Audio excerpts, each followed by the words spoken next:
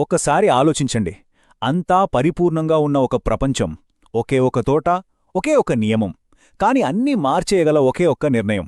సరే, ఈరోజు మనం ఆ ఆరంభం గురించిన కథలోకి వెళ్దాం. అంత శూన్యం, అంత చిమ్మచీకటి. అప్పుడు ఒక శక్తివంతమైన మాట. ఆ మాటతోనే ఈ విశ్వం ఉనికిలోకి వచ్చింది. ఇక ఇక్కడ్నించే అసలు కథ మొదలవుతోంది. ఈ అద్భుతమైన ప్రపంచం అంటే ఎలా ఒక్కొక్కటిగా రూపుదిద్దుకుందో చూద్దాం పదండి. అన్నింటికన్నా ముందు వెలుగు. ఆ చీకటిని చీల్చుకుంటూ పాలపొంతలు, కోట్లాది నక్షత్రాలు అన్నీ జీవం పోసుకున్నాయి. ఆ తర్వాత నీటిలోంచి మెల్లగా నేలపైకి లేచింది. పర్వతాలు, లోయలు అన్నీ ఏర్పడ్డాయి. జీవంతో నిండబోయే ఒక కొత్త ప్రపంచానికి స్వాగతం పలుకుతున్నట్టుగా. అప్పుడొచ్చింది రంగుల ప్రపంచం. ప్రపంచమంతటా రకరకాల ఆకారాల్లో, రంగుల్లో పూలు, మొక్కలు వ్యాపించి దీన్ని ఒక సజీవ స్వర్గంగా మార్చేశాయి. చివరిగా ఈ ప్రపంచం మొత్తం జీవంతో కళకళలాడింది. సముద్రంలో ఈదే చాపల నుండి ఆకాశంలో ఎగిరే పక్షుల వరకు ప్రతి జీవి తన స్థానాన్ని వెతుక్కుంది. అయితే ఇంత అద్భుతమైన సృష్టిలో ఏదో ఒక లోటు ఉంది. వీటన్నింటినీ చూసుకునే ఒక జీవి. అలా మానవజాతి రంగప్రవేశం చేసే సమయమొచ్చింది. అలా ఈ భూమి మట్టి నుండే మొదటి మానవుడు ఆదాము సృష్టించబడ్డాడు. అతనికి ఒక ప్రత్యేకమైన ఉద్దేశ్యముంది. ఈ కొత్త ప్రపంచాన్ని జాగ్రత్తగా చూసుకోవడం. ఆదాముకు అన్ని జంతువులపై అధికారమిచ్చారు. అంతేకాదు, వాటన్నిటికీ పేరు పెట్టే ఒక ముఖ్యమైన బాధ్యతను కూడా అప్పగించారు. కాని ఆదాము ఒంటరిగా ఉన్నాడు. అందుకే అతనికి ఒక తోడుండాలని దేవుడు అతని పక్కటెముక నుండే అవ్వను సృష్టించాడు. ఇప్పుడు ఈ ప్రపంచాన్ని కలిసి చూసుకోవడానికి వాళ్లు ఒక పరిపూర్ణ జంట. వాళ్ళుండే ఆ స్వర్గంలో ఒకే ఒక్క నియమముంది. వాళ్ల భవిష్యత్తును శాశ్వతంగా మార్చేయబోయే ఒక చాలా సింపుల్ నియమం. అవును, కేవలం ఒకటే.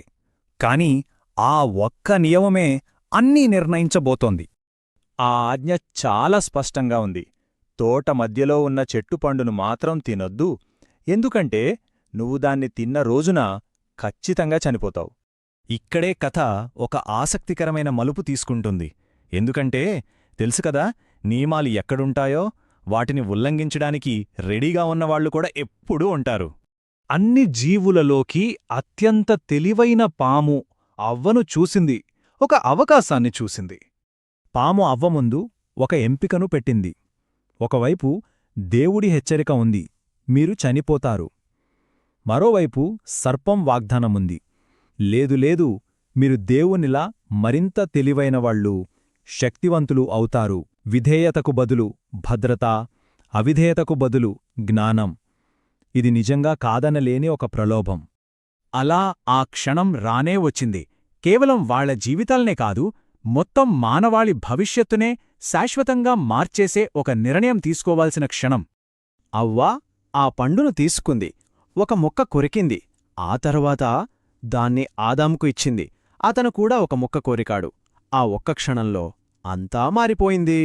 ఇక అంతే, స్వర్గద్వారాలు మూసుకుపోయాయి. ఇప్పుడు వాళ్లు తమ పనుల వల్ల వచ్చిన పరిణామాలను ఎదుర్కోవాల్సిందే.